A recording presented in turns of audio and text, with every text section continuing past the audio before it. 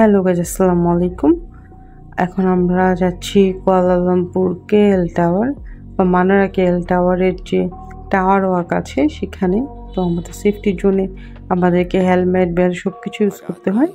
তো আমি একটু দেখাই আপনাদেরকে ওখানে হেলমেটটা কীরকম থাকে, তারপরে আমি যাচ্ছি আপনাদেরকে টাওয়ার ওয়াকটা দেখানোর জন্যে। তো এরকম যে একটা হেলমেট পরে যেতে হয়, তার আগে একটা পলিথিন ব্যাগ দিয়ে দেয় চুল যেন না লাগে এই জন্য। আর এটা হচ্ছে সেই কেএল টাওয়ার, আর এটি 1995 সালে মার্চের 1 তারিখে নির্মাণ সম্পন্ন হয়। এটির মাথায় একটি এন্টেনা আছে, একটুকে দেখেছেন গোল এন্টেনা সহ। টাওয়ারটির মোট উচ্চতা 421 মিটার এবং এটি বিশ্বের 7ম বৃহত্তম মুক্তভাবে দণ্ডায়মান টাওয়ার। এটির ছাদ 335 মিটার উঁচুতে অবস্থিত। নিচের বাকি অংশে রয়েছে সিঁড়ি এবং লিফট, তার সাহায্যে টাওয়ারের উপর উঠা যায়। এখন আমরা টাওয়ার আপ করার জন্য টাওয়ারের উপর এসেছি। আর সাইডে একটা গ্লাসের বাউন্ডারি আছে, এই জায়গাটাতে আমরা দাঁড়িয়ে আছি। আর উপরে একটা পাইপের মতো আছে রোলার, তো ওইটাতে আমাদের বিলগুলো আটকানো আছে, জন্য অন্ধকার। আসলে এখানে যথেষ্ট সেফটি মেনটেন করা আছে, তাও যত সাবধানে হাঁটতে হয়, কারণ কিছু কিছু জায়গায় গ্লাস আছে এবং রেলিংটা অনেকটাই নিচু। এখানে যে কোনো সময় অঘটন ঘটতে পারে, এই জন্যে সাবধানতা অবলম্বন করা উচিত। আর গরমও লাগছে প্রচণ্ড, কারণ আমাদের তো ড্রেস পরা আছে, তার উপর আবার এরকম বেল্ট, এটা সেটা, মাথায় হেলমেট দিয়ে প্রচণ্ড গরম লাগছে। তবে কুয়ালালামপুর শহরটা উপর থেকে দেখে ভালোই লাগছে, এখন আলো ঝলমলে এত সুন্দর। এখানে আমরা ফ্যামিলি মেম্বার 5-6 জন আছি, সবাই মিলে এখানে ঘুরতে এসেছি। তবে এখানে আপনাকে উঠতে হলে আগে থেকেই এখানে বুকিং করে রাখতে হয়, 1 দিন আগে বা 2 দিন আগে করে রাখলে ভালো হয়, কারণ অনেক সময় সিরিয়াল পাওয়া যায় না। যদি লোকজন কম থাকে তাহলে আপনারা আবার এখানে ইনস্ট্যান্ট টিকিট করতে পারেন।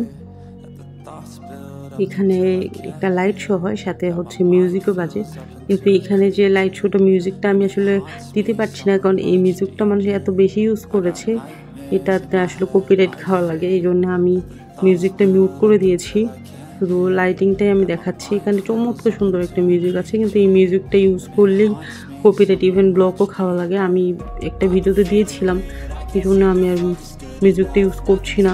তো মিউজিকটা অনেক সুন্দর, চাইলে ইউটিউবে ওদের যে ওয়েবসাইট আছে ওখানে গিয়ে আপনারা ওই মিউজিকটা শুনতে পারেন। তবে এখানে একটা রেস্টুরেন্টের মতো আছে, এখানে আইসক্রিম, কোল্ড ড্রিঙ্কস এগুলো খাওয়া যায়। এই রেস্টুরেন্টের মতো জায়গাটা থেকে আমরা এই লাইট শোটা দেখছি। তাছাড়া এখানে একটা প্রতিযোগিতা হয়, সেটা হচ্ছে সিঁড়ি দিয়ে ওঠার প্রতিযোগিতা, নিয়মিত আয়োজন করা হয় এখানে। এছাড়া ইসলামের নানান পবিত্র মাসের জন্য চাঁদ দেখার জন্য এই টাওয়ারটি ব্যবহার করা হয়। এই টাওয়ারটি কুয়ালালামপুরে সবচেয়ে উঁচু টাওয়ার এবং জনসাধারণের জন্য উন্মুক্ত একটি টাওয়ার। তবে এখানে উপরে উঠতে টাকা দিতে হয় ভালোই পরিমাণে, এই জন্য আমরা সবগুলোতে উঠতে পারিনি, কারণ এখানে একটা রেস্টুরেন্ট আছে, ওই রেস্টুরেন্টটাতে উঠতে বাংলাদেশি টাকায় প্রায় 25,000 টাকার মতো লাগে। আমরা যে টাওয়ার ওয়াকটা করেছিলাম এখানে আমাদের 5 জনের মিলে 12,000 টাকার মতো লেগেছিল বাংলাদেশি টাকায়।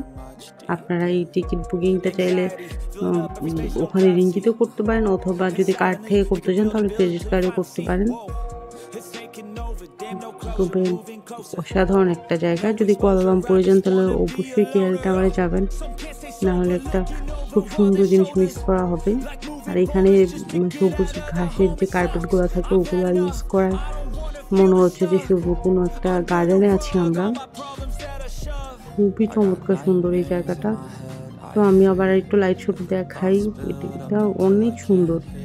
তবে এই মুহূর্তে লাইট শোটা হচ্ছে না, লাইট শোটা বন্ধ করে দিয়েছে, কিছুক্ষণ হয়েছিল লাইট শোটা। তো আমরা এই রেস্টুরেন্ট থেকে চলে এসেছি নিচে। এই জায়গাটা হচ্ছে রেস্টুরেন্টের সামনের দিকটা, এখানে আরেকটা সিঁড়ি আছে, এখানে দেখাই। এই যে সিঁড়ি, এই সিঁড়িটা দিয়ে চাইলে আরও নিচে নামা যায়। এই যে বাউন্ডারিটা বিশাল একটা বাউন্ডারি, এটা কিন্তু ঢালু হয়ে নিচের দিকে নেমে গেছে, এটা কিন্তু সমতল না জায়গাটা, জায়গাটা একটু নিচু। যাদের পা একটু সমস্যা তাদের একটু সাবধানে হাঁটা উচিত, না হয় স্লিপ কেটে নিচে পড়তে পারে। তবে সবচাইতে মজা লাগে যখন বৃষ্টি হয়, তখন ওই যে সিঁড়িগুলোতে পানি পড়ে। এটা ঢালু দেওয়ার কারণটা হচ্ছে এখানে তো প্রচুর বৃষ্টি হয়, বৃষ্টির সময় না হলে পানি জমে থাকতে পারে। ঢালু থাকার জন্য সবুজ ঘাসগুলোতে বৃষ্টি পড়ে নিচের দিকে পানিটা নেমে যায়।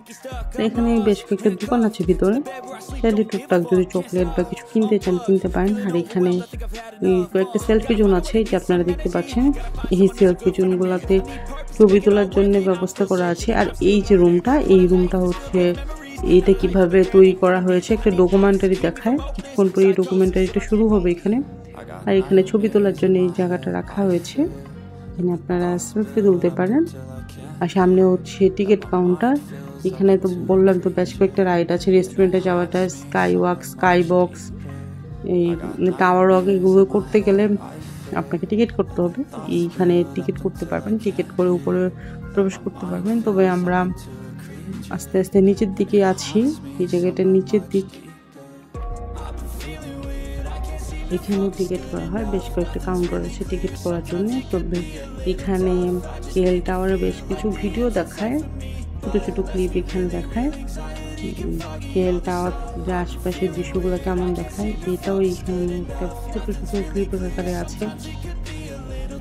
এই জায়গাটা অনেক সুন্দর।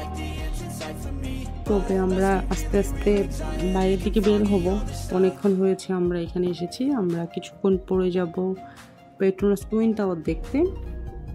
এই জন্যে আমরা এখন চলে যাব এখান থেকে। তো পেট্রোনাস টুইন টাওয়ার আমরা অনেকবার গিয়েছি, আমরা যেহেতু 5 দিন ছিলাম মালয়েশিয়াতে, কিন্তু এত সুন্দর প্রতিদিন হোটেলে যাওয়ার আগে আমরা একবার পেট্রোনাস টুইন টাওয়ারটা দেখে যেতাম, কারণ আমাদের হোটেল কেএল টাওয়ারের কাছেই ছিল।